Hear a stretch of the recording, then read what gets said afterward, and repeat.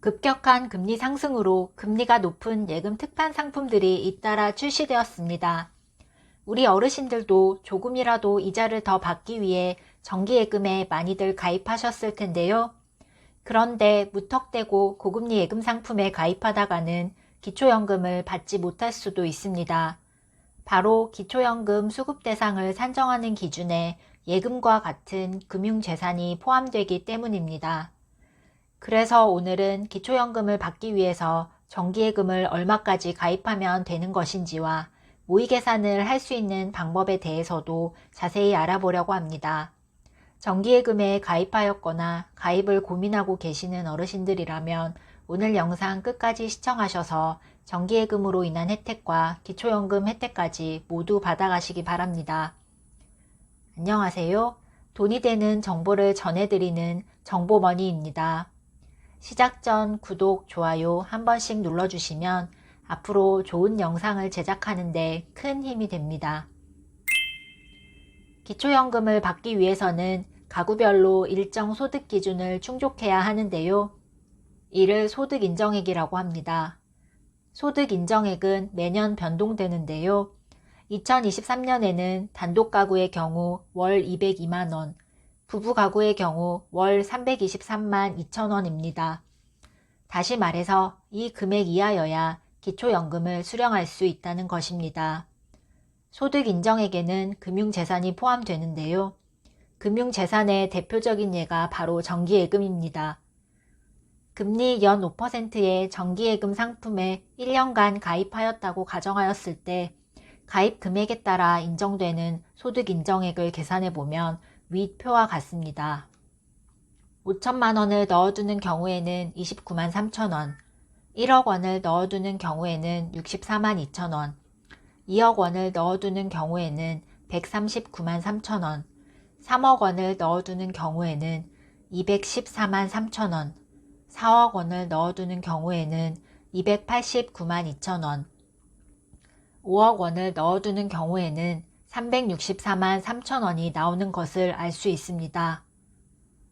이에 따르면 단독가구의 경우 소득인정액이 월 202만원 이하이므로 가입금액이 약 2억 5천만원 정도까지는 기초연금을 수급할 수 있게 되고, 부부가구의 경우에는 소득인정액이 월 323만 2천원 이하이므로 가입금액이 약 4억 원 정도까지는 기초연금을 수급할 수 있게 됩니다. 다만 해당 내용은 정기예금 금액만을 기준으로 판단한 것이므로 실제 다른 재산을 보유하고 있는 경우에는 재산 가액에 따라서 기초연금 수급 여부가 달라질 수 있다는 점 참고해 주시기 바랍니다. 금융재산에 대한 조사는 매년 상반기와 하반기에 2번 실시하고 있습니다. 따라서 기초연금을 받고 있더라도 조사 결과에 따라서 기초연금이 중단될 수도 있습니다. 흔히 금융재산이라고 하면 정기예금을 떠올리게 되는데요. 기초연금에서 조사하는 금융재산에는 정기예금 이외에도 여러 가지가 있습니다. 금융재산의 종류별 조사 범위에 대해서 하나씩 살펴보겠습니다. 첫째, 요구불 예금입니다. 요구불 예금에는 보통예금, 저축예금, 자유저축예금 등이 있습니다. 요구불 예금은 3개월 평균 잔액을 조사합니다. 둘째, 저축성 예금입니다. 저축성 예금에는 정기예금, 정기적금, 정기저축 등이 있습니다. 저축성 예금은 잔액 또는 총납입액을 조사합니다. 셋째, 주식, 수익증권, 출자금, 출자 지분이 있으며 최종 시세가액을 조사합니다. 넷째, 채권, 어음, 수표, 채무증서, 신주인수권 증서이며 액면가액을 조사합니다. 다섯 번째, 연금저축이 있으며 정기적으로 지급되는 금액 또는 최종 잔액을 조사합니다. 마지막으로 보험상품이 있습니다. 보험증권은 해약하는 경우 지급받게 될 환급금이나 최근 1년 이내에 지급된 보험금, 연금보험은 해약하는 경우 지급받게 될 환급금이나 정기적으로 지급되는 금액을 조사합니다. 그런데 보험상품에서는 주의하실 점이 있습니다. 바로 자녀보험을 대신 가입하는 경우입니다. 이때 계약자를 부모로 하고 수익자를 자녀로 하여 보험을 가입하게 되는데요. 이 경우 100% 부모 재산으로 분류된다고 하니 참고하시기 바랍니다. 여기까지 기초연금에 반영되는 금융재산의 범위에 대해서 알아보았는데요. 그렇다면 실제 나의 경우는 금융재산이 어떻게 계산되는 것인지 궁금하신 분들을 위해 모의계산을 할 수 있는 방법에 대해서 알려드리려고 합니다. 인터넷에서 복지로를 검색하여 접속합니다. 상단 메뉴 중 복지 서비스, 모의계산, 기초연금으로 들어갑니다. 이곳에서 안내된 대로 본인의 정보를 입력하시면 됩니다.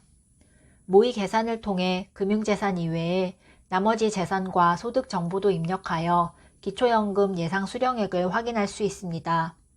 다만 금융재산의 경우 실제 자산 조사 시에는 금융기관으로부터 정보 시스템을 통해 제공되는 금융정보 등의 조회 결과를 적용하기 때문에 본인이 알고 있는 금융재산 내역과 차이가 발생할 수 있다는 점도 알아두시면 좋겠습니다.